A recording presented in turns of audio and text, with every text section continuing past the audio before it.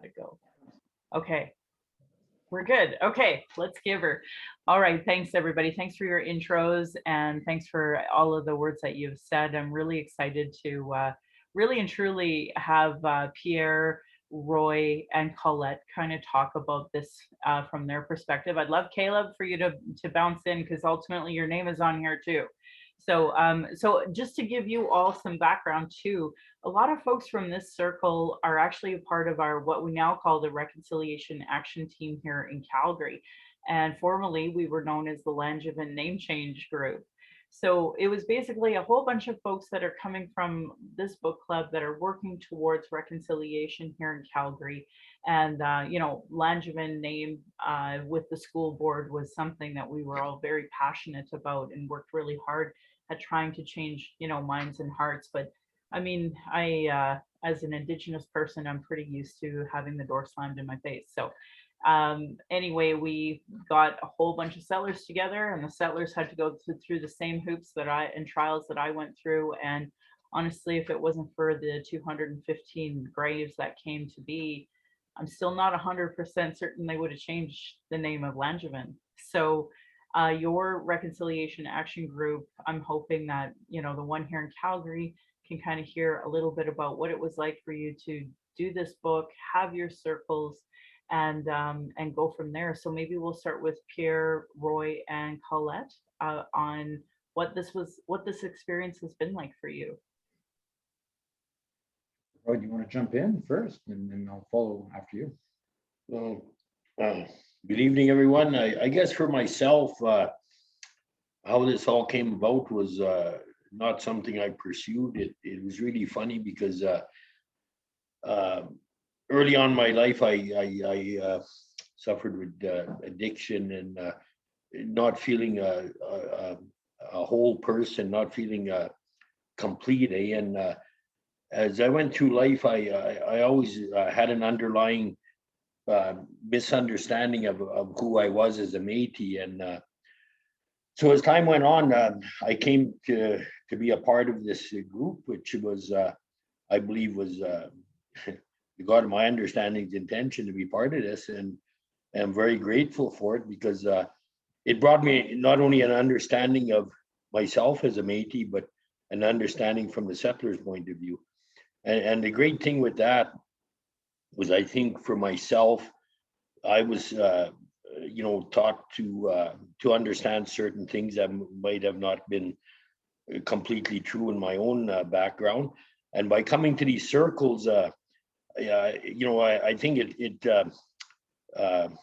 I become, like I said in the book, we become one in understanding, because I think as I look at people like through life, everybody grows up with their own understanding or taught certain things. And as long as that's kept in those little pockets, everybody has that belief. But as soon as you come to the table and sit in the circle and everybody gets to express their true feelings, the person that didn't understand the other person comes out with a better understanding of what that person's all about. Maybe not a total agreement with the other person, but with a good understanding. And that's been a very healing process for myself. And I think, you know, even as myself growing up, I was very judgmental towards certain things. I just had my own belief system. And so I think it's very important, the circle meetings, because the more people, I think we became who we are over time in a negative way. And by coming to these circles, we can turn this thing around and get more positive feedback and outlook from each individual. And I really believe everybody that participated in these circles, there was no negativity whatsoever. People left with a better feeling. So I'm just grateful to be part of this, and I'll let Pierre do some talking. Absolutely, yeah. When my eyes were opened to the need for our community to come together and to learn, it's axiomatic, right? I mean, we're in our own silos. We're connected through mass media. We think that it would be the simplest thing in the world to be exposed to other languages, beliefs, cultures, value systems, but we're actually in our own silos, and we only listen to what we really want to listen, and we really don't have to go out of our way to listen to other people's experiences and points of view, let alone those that, heaven forbid, should be different than ours or confront ours. So I've journeyed since, Caleb would know the year, he and I, Caleb's a social worker by profession, I'm a lawyer by profession. We happened to be at an ally training Omantiao experience held at Blue Quills University. It was life-changing, and it sometimes we use that expression, you know, as a cliche, but it was life-changing for me, and I'm sure it was for Caleb. And the journey begins there. I've come from a long line of very traditional, very conventional French Canadian Catholics. I was raised on 96th Street in Edmonton, and the divide was there, right? I mean, I lived in the shadow of the church steeple of our French Canadian Catholic parish in Edmonton, and the native folks were literally across, they were south of the tracks. We were on the north side of the tracks, where it was very immigrant, very multicultural, very linguistic, great place to be in the inner city in Edmonton. But I used to think in my upbringing that the two solitudes were French and English Canada. It became very clear to me fairly late in my life that the real two solitudes in our country are the Indigenous and the non-Indigenous realities. So just to come back to the experience that I had that set me on this journey, moving to St. Paul with my family in 1996, I had heard about St. Paul des Metis being the real history or the real beginning of this community, my community by adoption. But I think what through that journey, Roy talked about it in the circles we followed, and I've had circle discussions or circles in a very casual way, but the whole discipline of the circle, which we followed in our community discussions about this, was more than just a discussion. It was a sharing. It was a listening. And it was a long listening. Non-Indigenous people aren't used to long talks and circles where you don't look at the clock on the wall, right? And you listen some more. And when you think you've listened enough, you keep on listening, and you talk when you're invited to talk. Conversely, I think we settlers or non-Indigenous folks think it's rude to go on, right? Speak up, say your piece, shut up. That's sort of the non-Indigenous way. But it's taken me some time to learn to take time to express your thoughts. Let your emotions percolate. Let your truth come out. That's a discipline that I've learned from my Indigenous brothers and sisters, just by seeing how they are. To slow down, listen, exchange. So that circle process is so fundamental. It was the start of my learning. And I came to this group, Michelle, I've always had an interest in learning what the positive as well as the negative experiences were between Métis inhabitants, the first Métis folks who came here, and the French Canadian settlers that came after. Roy and I had some good discussions, and he speaks for his ancestry when he talks about French Canadians themselves, the settlers from Quebec, not necessarily being blameworthy.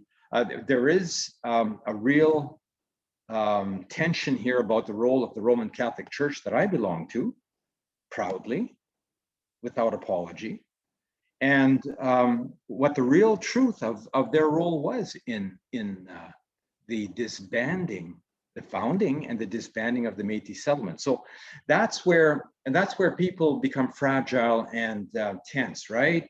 You're criticizing my ancestors for having taken a homestead in St. Paul. How dare you? You're trying to say that Father Therion was a good man when the stories, the accounts say otherwise in the Métis community. So it's a real challenge to sit down and to put those fears aside. You know, there has been, you know, what was it? Dostoevsky talked about fear and loathing. I mean, that has marked my experience of getting to know Indigenous folks. We had fear of the Indigenous folks across the south side of the tracks, and you develop loathing by the ignorance and the darkness that comes from the fear. So you sit down in a circle, you learn to talk with each other as human beings, you break down the fear, and you develop bonds. And come back to something I think Caleb said in your podcast, Michelle, where we talked about the origin of the word Metis. And he pointed out nicely, mestizo is the Spanish term. Half-breed, you know, can be seen as a harsh term, but very simply, Metis means mixed, blended. And aren't we all? I mean, I said I'm from pure French Canadian stock, but I don't think whatever that means. I think we all come from different places. We're all alike in our differences. So I think we're all Métis in that sense, but not in the sense we're talking about tonight, of course. And I think Linda Samagnas Boudreau said in our discussions with her, the more we talk, the more we exchange, the more we become aware that we are one. And that's the simple exercise of what we're trying to do, is to learn to appreciate the other's experience. In our case, the lived experience of the Métis inhabitants who were treated unfairly and who lost their land base. French Canadian settlers understand the meaning of and the affection that goes with land. And I think that would be a key starting point, is for people to come together and talk about the meaning of the land and why it's so important, and why farmers, just like any other people, are so proud of their connection to the land. I think that's a good common starting point that we can all share. I'm not a farmer. I wasn't from an agricultural background, but I see the love of land that people who have lived on the land and have taken sustenance from it have. So I'm a city guy, so I've never had that lived experience, but I'm an outdoors person, and I connect with the land very easily. So yeah, the circle, so important. Thank you, Pete. I appreciate that. Colette, would you like to chime in?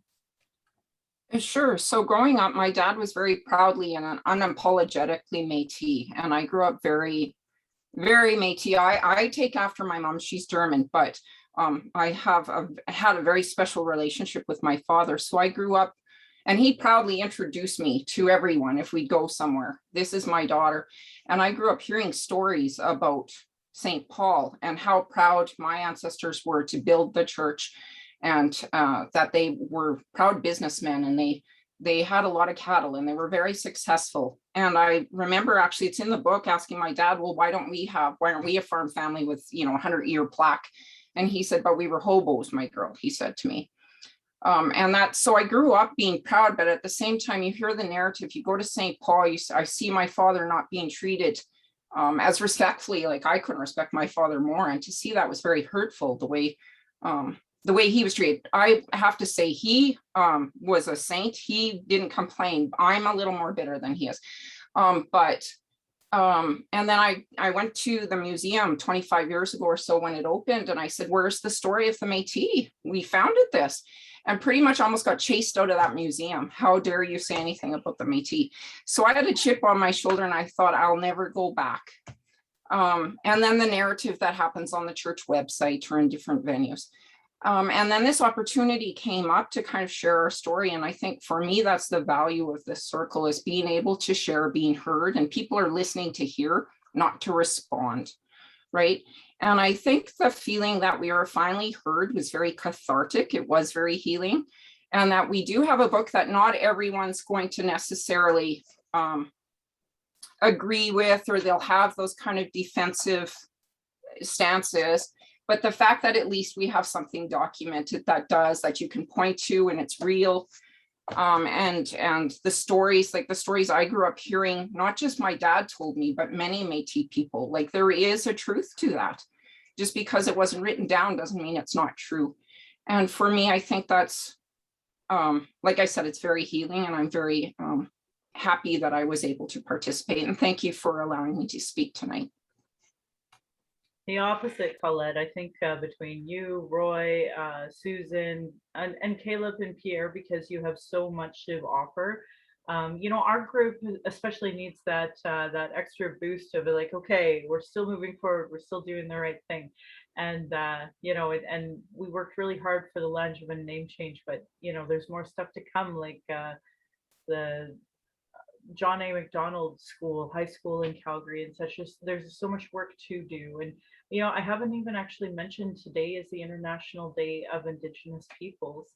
So a friend of mine, Chantal, she's Shenyang Grey Eyes actually. She's Cree and French. She is having a protest right now at City Hall in support of the Brazil, I guess the Amazon keepers, because Brazil is kind of in a colonial name, but the indigenous people in the Amazon who take care of the Amazon are under threat. And there's legislation that I know as a non-conservative that is going to be imposed on all the Western world. And they're doing it right now in Brazil. So there's a real need to talk about our inherent rights as Indigenous people. I obviously believe in the United Nations Declaration on Rights of Indigenous People, and of course, inherent rights, which we're having this conversation about. Thank you, Colette, about the St. Paul Métis. So, so yeah, I do encourage Colette, Pierre, Roy, Susan. You can keep your mics off if you want, but if you want to keep them on and jump in, you're welcome to. So I think we'll just go around now. I invite you, Adrienne, to unmute yourself. I know you had said you didn't even know what the book was. So just real quickly, it's Restoring the History of St. Paul des Métis. And I just want to write down the title because I've seen several people hold the book up, but yeah. I'm in gallery view and I'm thinking, I'm not sure I can read the title. So Adrienne, I've popped it in the chat for you. Thank you. I'll just scribble from the chat. Okay, great. So I think I'll just move on then to Kat. Kat, did you get a chance to read the book? And if you had a question for any of our guests, what would it be? Yes, I read the book and I was very impressed with it, especially with the format that you took, the participatory action research. So where did y'all hear about that, and why did you think that was the way to go? I mean, it obviously makes sense, but how did you come across this way to do things? I think Caleb's going to have to take the lead on that one. Sorry, you're Kat. Yes, sorry, Kat.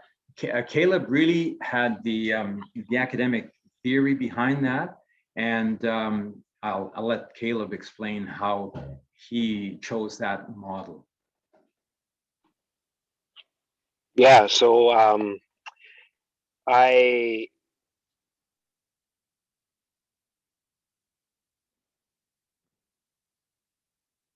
that was a start of several sort of concurrent journeys all happening at once. And shortly after that experience of being in ceremony and being connected to the Nihilwak, in that, it solidified for me that I wanted to do more learning and more training. And I ended up getting into the MSW program at the U of C. And I was fortunate through that program to use those 4 years to study social work with Indigenous peoples using Indigenous methodologies in a number of experiences. And that's the short story. It's a lot more complicated than that. But I was sort of the right person at the right time with the right skills to offer that gift to this group of we were having, there's a introductory section in the book that sort of explains how we came to this project. And so the late Vincent Steinhauer, president of Blue Quills University, an elder from Saddle Lake, sort of prodded us in the right direction to start asking the questions of, where are the Métis in St. Paul? What happened to them? You're never going to address reconciliation. You're never going to confront white supremacy in St. Paul if you don't look at that Métis question. And so what I knew from my MSW studies was that Indigenous peoples have almost literally, and in many cases literally, have been researched to death. And so if we're going to do another research project, it has to be approached differently, in a way where the participants own the intellectual property, where they own the story, they carry the story, and they are full co-researchers along with the team. And that matched perfectly with our neighbors and colleagues and friends. Masters of social work. Sorry, Jeremy. One gets caught in their jargon. So yeah, Masters of Social Work. So I have those letters behind my name, and I was lucky enough to learn more than I expected to, being out on the land at Blue Quills. So is that enough? Awesome. Crystal, did you get a chance to read the book? And knowing who we have in the room, is there anything you'd like to ask specifically, or just give them feedback on their book? Yeah, I did read the book, and I really love this book so much on so many levels, like was just talked about, and how it's not just a history book, but it's like an active living process that helps people heal. Like, it's incredible. And I did watch Native Calgarian interview as well. So that was, I really recommend that for people who haven't seen that part. And I guess my question, kind of around the calls to action. I mean, I know it hasn't been that much time since the end, but what kind of progress or has been made on any of those? Like one of the things was changing the name of the town to include a Métis, that kind of thing. So. That's a great question, Crystal. I again, just to back up a little bit, in our own process, we were at the stage of coming back, well, it's been a year. The pandemic got in the way of everything we were trying to do, but I think Caleb would agree, Roy can jump in, of course, that we were at the stage where we were going to now convene town halls, come together in various communities. I chaired a first circle with the French Canadian Association and the St. Paul Museum Association, the French wing of it. I'm not quite sure how they're organized. And we explored where we go next with this. To come back to your question in a second, Crystal, we did get some turbulence at that point, and I'm happy to talk about that, where there was some fragility, there was some resistance to the idea that we should somehow, that we were trying to rewrite the history of the church's involvement, Father Thérien's involvement in the first place. We weren't trying and are not trying to rewrite, we're simply trying to bring a new perspective. But this kind of leads me to one of your question, Crystal. One of the things that has happened fairly quickly, Tanya, Caleb, Roy, I think we're more involved on this than I, is that the Catholic Diocese of St. Paul has supported a call by our group in particular, I believe, to change the name of Upper Therian Lake to Manawans. Right, thank you. So that's a significant change. And the Bishop Thériault said he supported that change. And it's not about, he didn't go into any more detail than that, but things are changing. And the bishop recognized that we need to give voice to the Métis and Indigenous history of this land, of this place. So it's very simple first step, very symbolic. That's one thing that we're working on. The town, I don't think we formally approached the town for a name change by adding the Metis. I don't think that's been done. I think that's a possibility, but it hasn't yet been formulated, if I'm not mistaken. Roy, have you heard anything more? No, about that? we haven't pursued anything further. Yeah. So If those I- are just small steps anyway for now. If I could just jump in, a couple of years ago, they actually welcomed the Métis Nation of Alberta. We held our annual General Assembly, so literally 1,000 Métis folks hit up a town, whoever's hosting it, and we all came and they did a flag raising. I think it was in 2019, right before the pandemic. So that was something to have our Métis flag hanging above their flying saucer pad. That was symbolic, but it was meaningful. And just for me personally, there was a couple of things that really grated, and one was the write-up on the Catholic Church website. And I know Caleb did a lovely job of kind of just saying, here's what's on there, and here I would like to show some examples of what maybe where Father Therian, for instance, wasn't such a savior to the Métis folks. So I did appreciate that. And then yeah, he's put up the critique, which I appreciate. And I hope actually that the church listens and changes some of their language. And for me personally, I mentioned the museum. It is actually two museums. There's the, and maybe Pierre can correct me, but one is kind of the French music historique.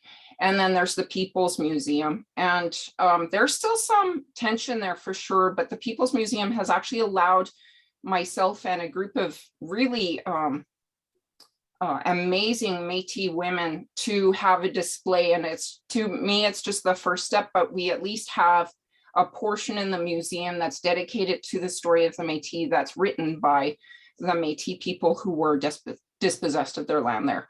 So to me, that was, and that I think comes directly out of the advocacy that the Reconciliation St. Paul group has had by going in and advocating.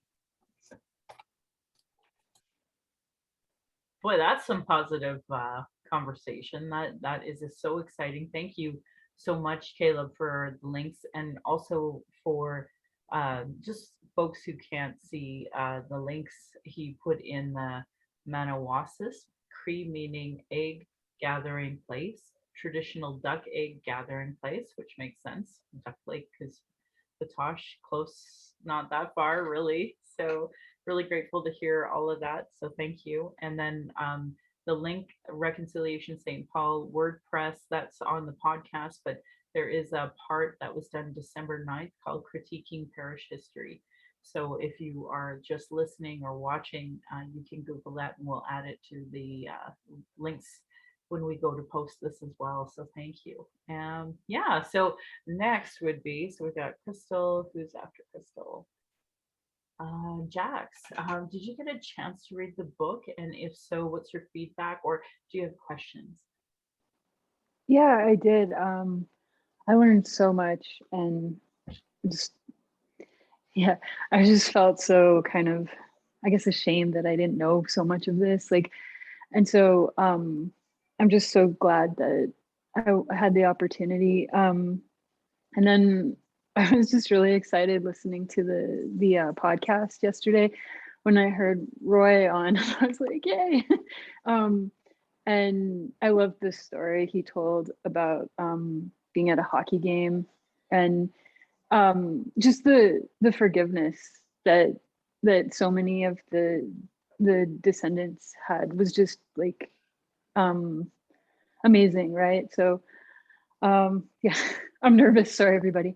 So thank you so much.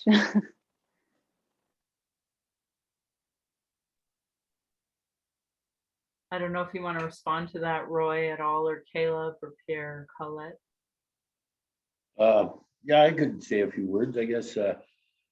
Well, I'm just glad, like, I think as Métis, part of growing up, humor was part of getting through a lot of stuff. And and so this humor can come out in a good way, in a positive way. And like I shared in the podcast, I had a lot of anger in me, and that would come out when I drank, and that. And by one thing Caleb said about our circle meetings, there's no governor or president or anything, and I belong to a 12-step program that there's no leader or anything, and everybody comes, everybody's equal, and that's what really makes me feel good about this whole circle meeting. Nobody's higher or better than anybody else, or they shouldn't be. And I think by the time they're out of there, if they think that way, they have a change of attitude. And even for myself, like I carried bitterness, and it lashed out when. So the learning part for me in that hockey game was the biggest thing for me was the understanding that this person was taught to lash out. I seen myself sitting there, because that's the way I responded to people, exactly the way he did. So I mean, that just goes to show. It showed me if you carry scars within you and they're not healed, they come out inadvertently when you add alcohol or whatever to it. So doesn't have to be alcohol. You could maybe eat too much Kentucky Fried Chicken and it might come out too. But anyway, there's the humor again. But so that it was a very learning thing for me, and a feeling of gratefulness every time something like that came up, because it's a personal journey for myself. And I think the biggest thing for me in this whole circle thing and being a part of this is getting out of self. Because as a Métis, I really feel we're to be seen and not heard. So this gives me the ability to speak my thoughts without criticism. And like Pierre said, for people to really sit back and listen. I had a hard time with that. Like my wife even says that you don't let me finish and you're butting in. Well, that's part of my problem too. I want to be heard all the time, and so I mean, it's a learning thing, and and I think you said it yourself. You've been relearning for the last 15 years. I was going to say 30, but you're not that old. Yeah, I think you said 15 years you've been relearning or something, and that really hit me, because that really hit me. To relearn. Like I went through life learning stuff, but it doesn't mean it was right. Now I got to relearn. So that's about it. What I have to say. I'll listen. Thanks. Thank you, Roy. Colette, I don't know if you want to respond at all. No, okay. Caleb, I'll assume not. So moving on, Marnie, or no, I'm sorry, Jeremy. I think you're next on our list of participants. That if you got a chance to read it, and if you have some questions, maybe for our guests. Sure, thank you. I did have a chance to read it, and I certainly do have some questions. Picking one or two, I guess, is the hard part. I guess, one question I had is, I hope I didn't just miss the section, but there was, a part about settler Métis relations specifically. Were there other Indigenous people in the circles, and is there some history there maybe that it would be important for me to know about, or for us to know? I mean, in the circles we had in the different communities, Jeremy, like in Fishing Lake or Elizabeth, or I wasn't at some of those circles, so I can't really comment on that, whether there were other Indigenous groups or whether they were people from the various settlements. Primarily, I suspect they were, but I'll let Roy or Caleb speak to that.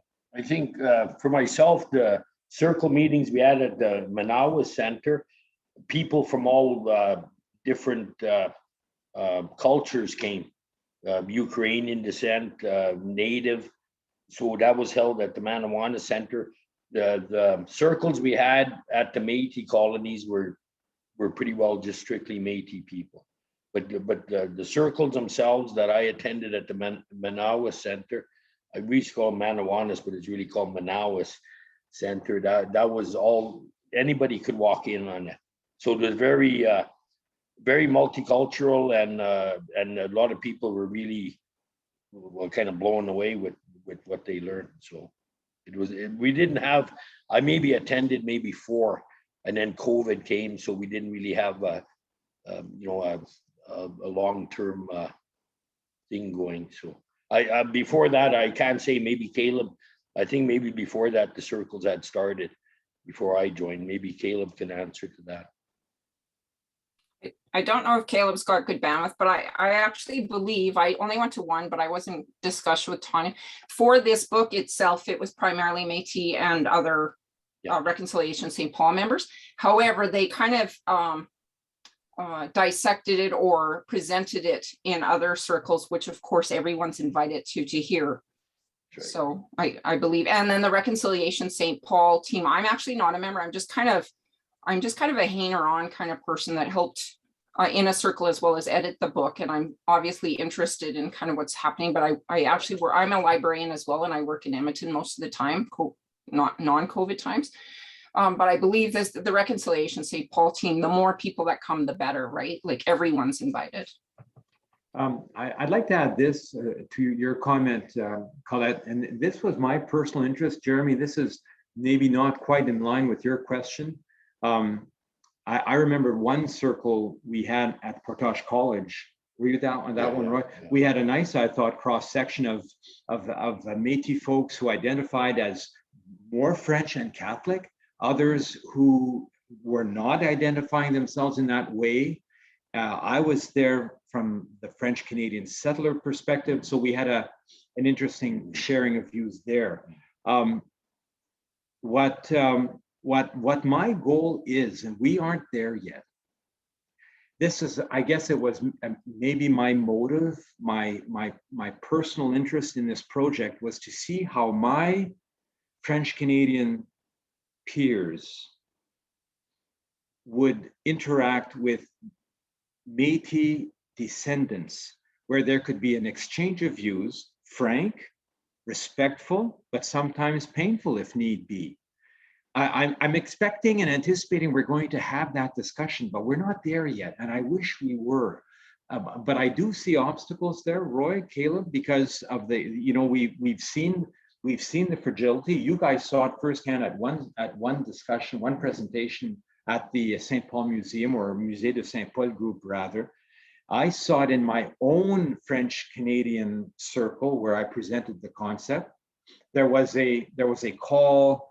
There was a call to verify what was being said orally about Father Terrien. So the reflex was oral history are just stories in the sense of, but there's nothing behind them. We have to verify that. You see the whole paradigm distance between, I guess, Western, if you will, or non-Indigenous history, which is really empirical, fact-based. There's a right or a wrong view of what happened. Well, that we know that's wrong even in the Indigenous discipline, or sorry, the non-Indigenous discipline or academic background of history. And you folks, many of you are work and live in the university milieu, so you know what I'm talking about.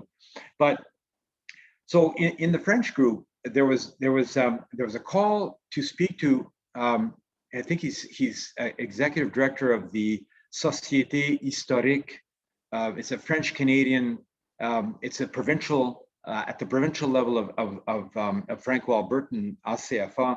He's sort of the go-to guy because he's got some training and experience in historic research. But when we brought him into our discussions at that French-speaking circle, he said it is fascinating and valid to hear.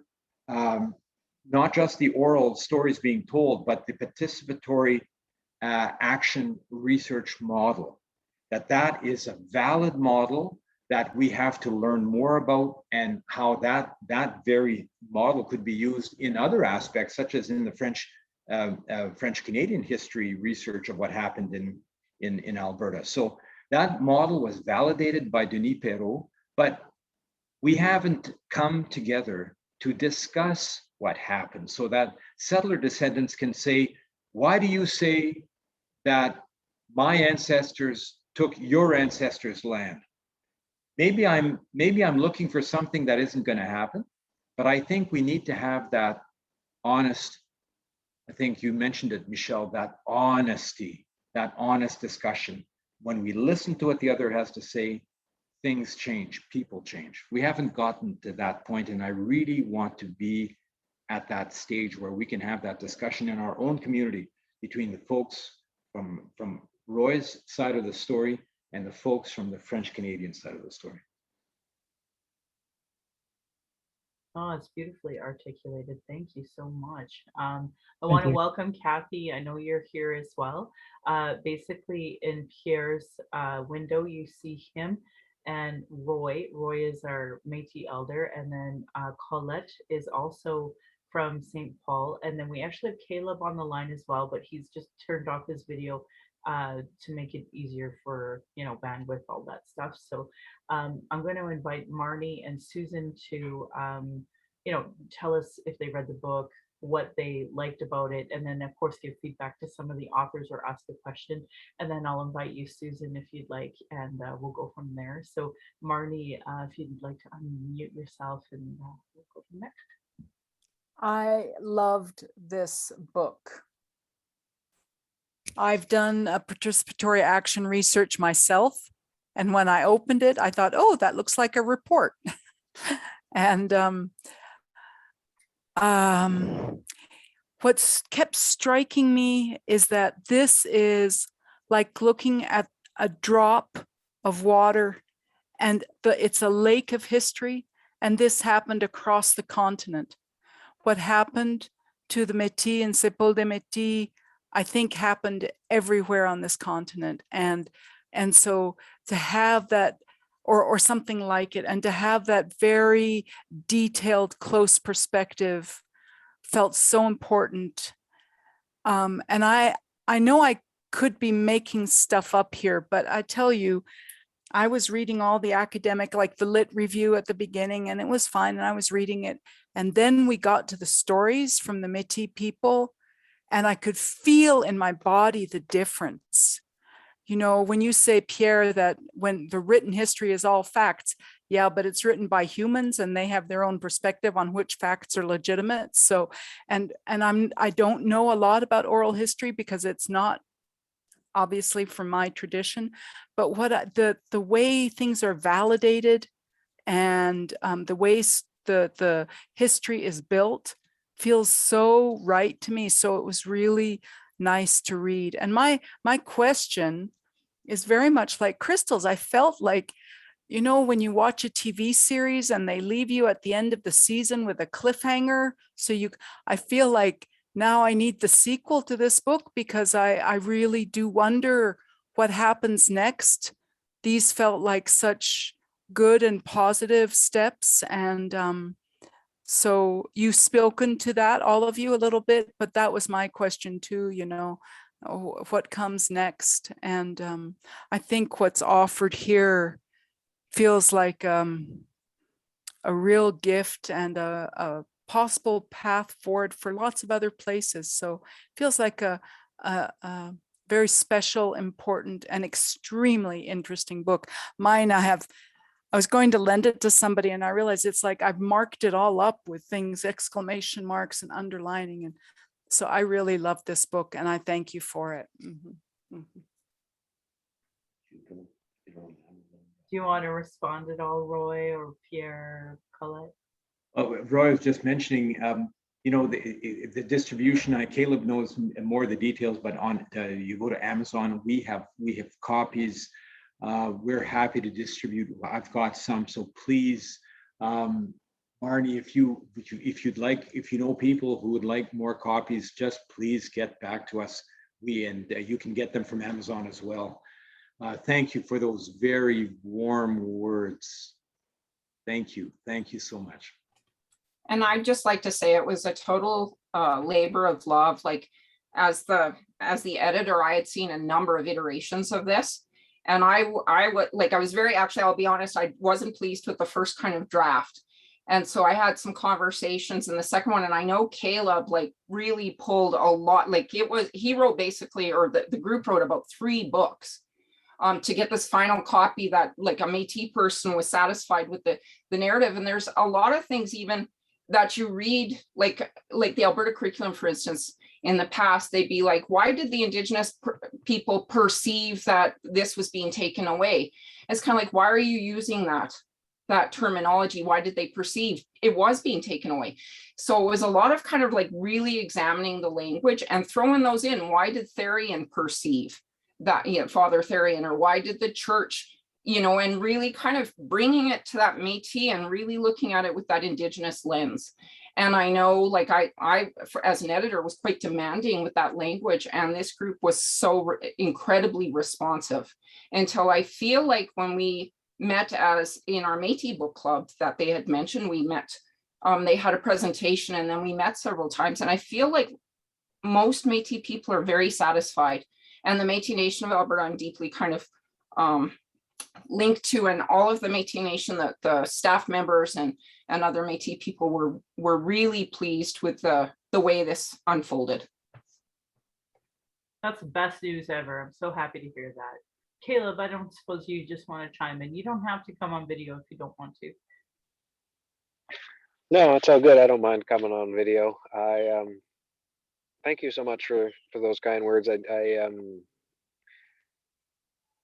It's uplifting to hear that things went so well, and I'm not sure. I guess all I wanted to say is that's definitely, I've learned 1,000 little things in the process of doing this. And one of those things is that on the one hand, St. Paul is a microcosm of the rest of Canada. It's not particularly evil on its own. It's part of the rest of the evil of genocide that's happening on this land. But on the other hand, it's a microcosm of everything else that's going on in this country. And that's part 2.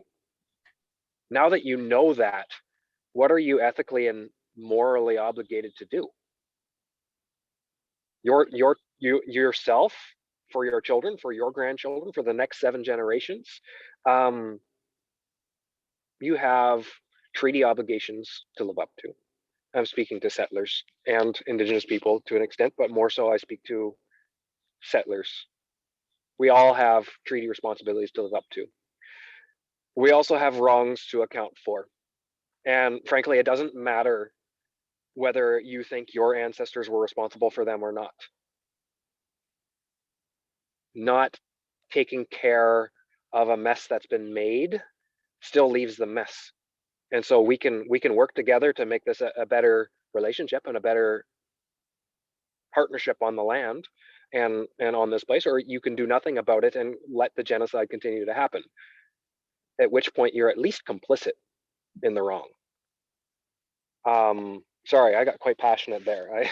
Rightfully so. I keep going, preach.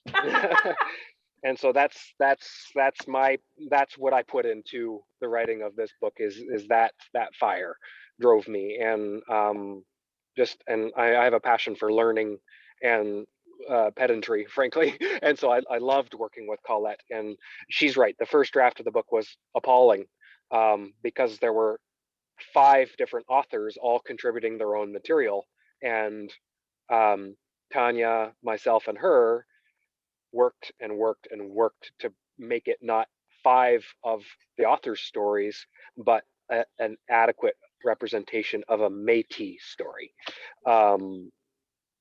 And I guess the last thing that I'll leave folks with is one little thing that Colette taught me is that there's a difference between Métis with an accent on the E and Métis with no accent on the E. And that's one little thing that she taught me.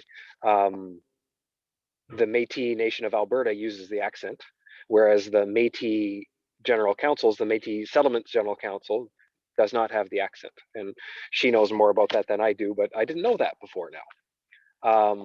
And because of this project, I learned, I mentioned this on the podcast as well, I learned about, there are some Métis, or I guess they would call themselves Michif folk, who are trying to reclaim the terminology Michif instead of Métis, because Métis was an assigned term that people have come to own. And so they're trying to claim, like the Cree are trying to return to their own language of the Nehiawak or the Nehio. And there are some folk out there who are also trying to reclaim that in the same way, where they're the language is Michif and we are the people of the Michif. And I guess if I could go back and add anything to the podcast, the piece that I would add to that particular conversation is, at the end of the day, we should be respectful to call people what they want to be called by themselves. I think that's all I have to say. So thank you. Awesome, amazing. And Colette, do you have anything that you wanted to add? So Caleb, and you just taught me about the, I just assumed the Metis Settlement General Council used the little thing that goes over the E. Yeah, to be honest with you, I think it might have just been an oversight when they were incorporated, but any kind of legal documents actually don't have the E, the accent above the E for the Métis settlements. So it's just kind of a marvel, and just for editing purposes, I thought let's be true to the way people have their own documentation. Brilliant. Well, thank you both for that teaching. I appreciate that. So I think we have Susan, and then we'll have Kathy hop in.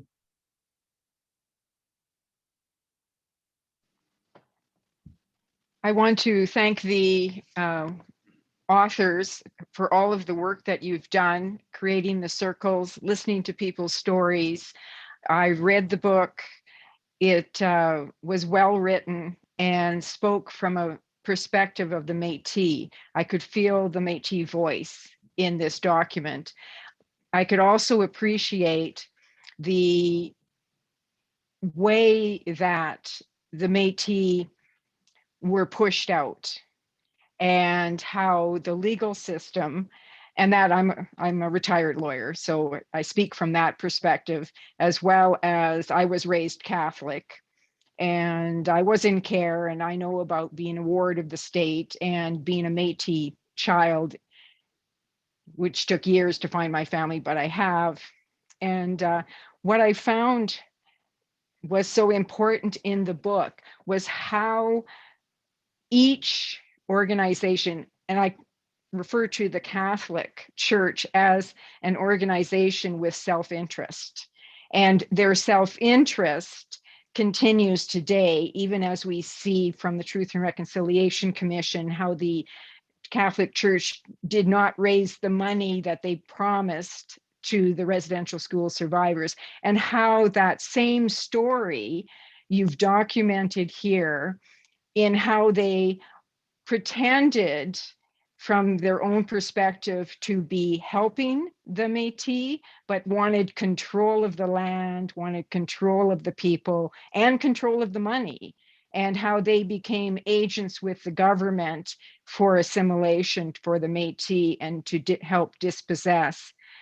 And of course, our cousins are the First Nations, and that whole perspective that we have as Métis and our First Nations cousins, how we are close to that circle, storytelling, humor, family responsibilities, sharing of resources. I have a cousin who still hunts, and when he comes back with either a moose or venison, he shares with people in the community that need that help.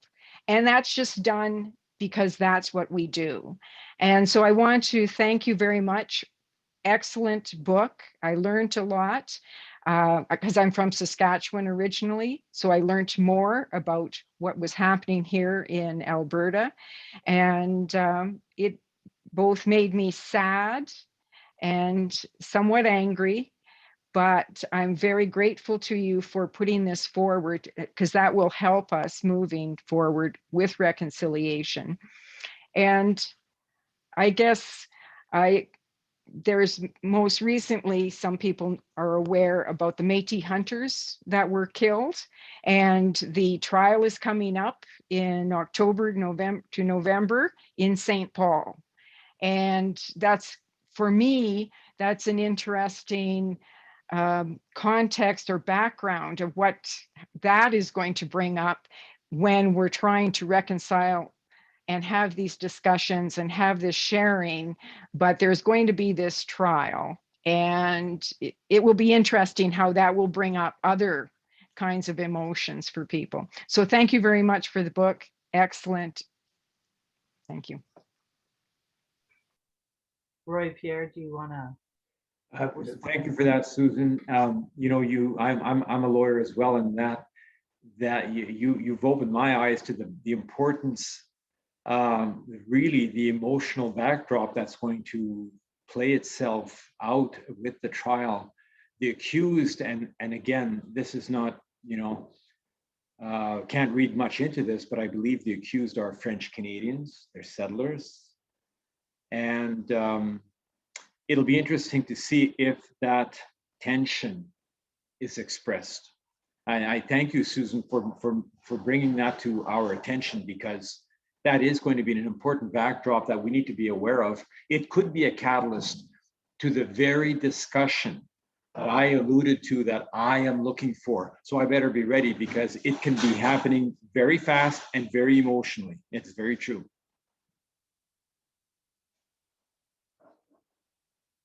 Roy or Colette, did you want to respond at all? Or Taylor? I'm not seeing Roy respond, so I do want to thank you for bringing that up. I actually, being from the area, Morris Cardinal had attended different Métis functions we're in Region 2. Jacob Sampson, I just like to note their names. They were important men. They were hunting. None of us deserve this, and it does make me anxious. I'm not a hunter, but I pick berries, and I'm very careful about where I go just because of that purpose. So like, thank you. And I think going to some of the demonstrations just to support the family has shown that tension, just people driving by and possibly shouting out things.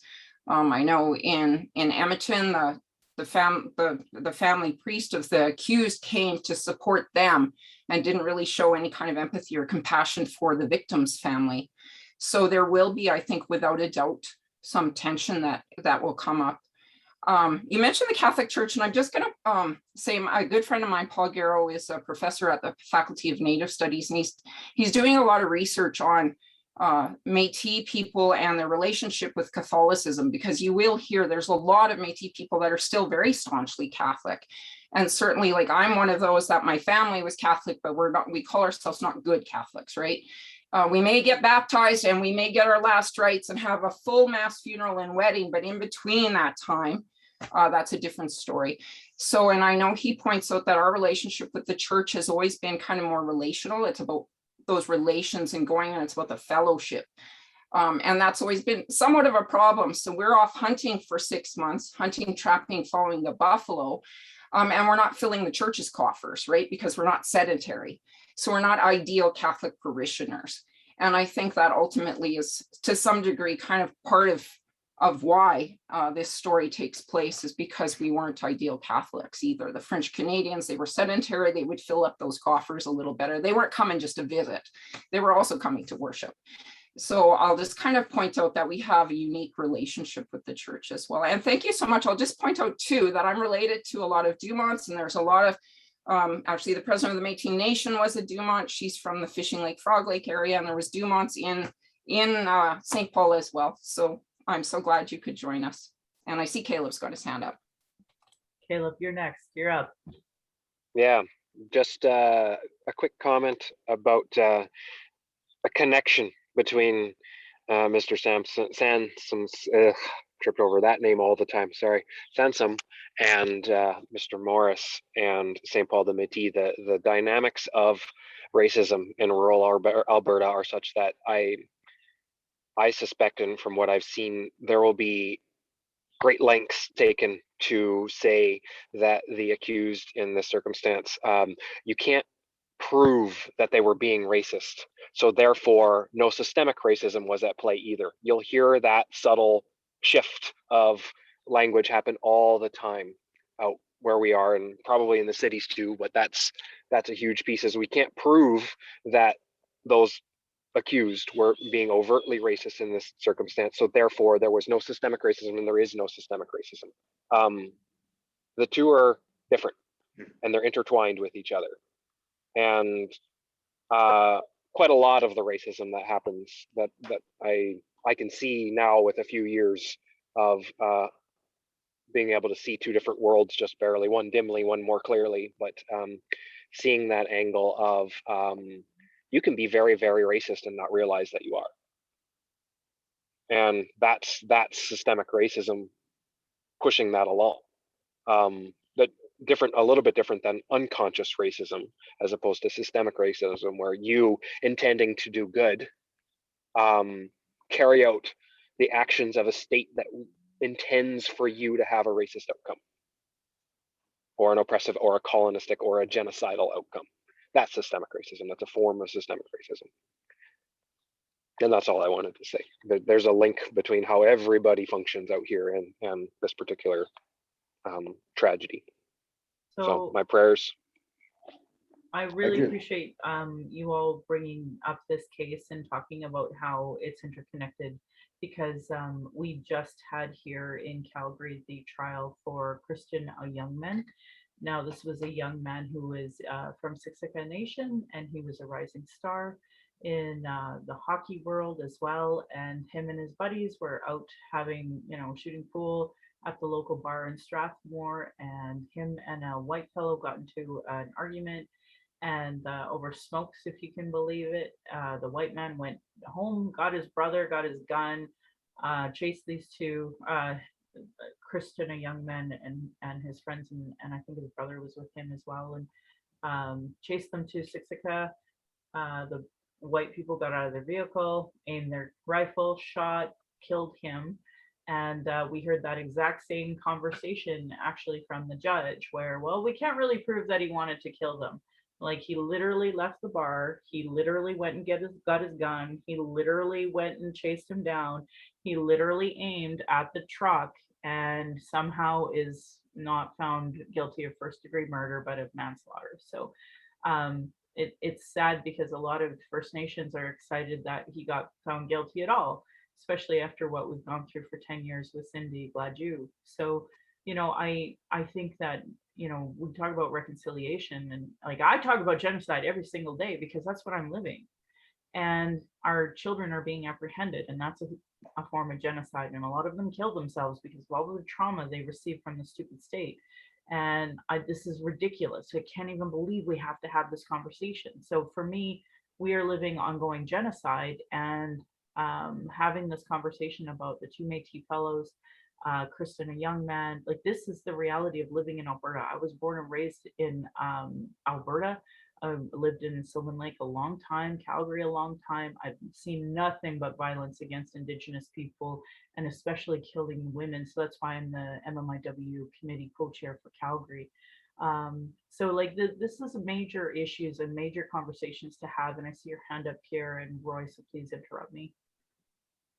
I'd just like to comment on the two Métis people. Last year, I had a friend that said he was, before this all happened, he said that he really felt he had a Métis descent, and he was going to get his card. So anyway, a few months passed by, and these two Métis fellows were shot. And so then I approached this guy and I said, "Did you apply for your Métis card?" And he says, "Oh, I looked into it. I've got no Métis whatsoever in me." And it's funny how at one time, because everything was going good, he was a minority, but then all of a sudden, because something happened, all of a sudden he just wasn't a part of. And it really struck me. I didn't ask him any more questions, but as far as this trial goes, I think justice hopefully it'll be served the way it should be. Around our town of St. Paul, you hear all kinds of stories. I wasn't there. I don't know what happened, but hopefully it all comes in the clear. That's all I can say. And hopefully, there is going to be pockets of people saying, they're definitely they're in the wrong, whatever. And I'm just going to listen and see what the outcome is. Thanks. Kathy, I apologize. So we only have like 3 minutes left, and I know you kind of came in late. So I just wanted to give you some space for our 3 minutes. I'll stay as long as anybody will let me. And I say thank you to Kathy and the Public Library for letting us go over time if we do, and I'll understand if people leave, but I definitely want to give the floor to Kathy now.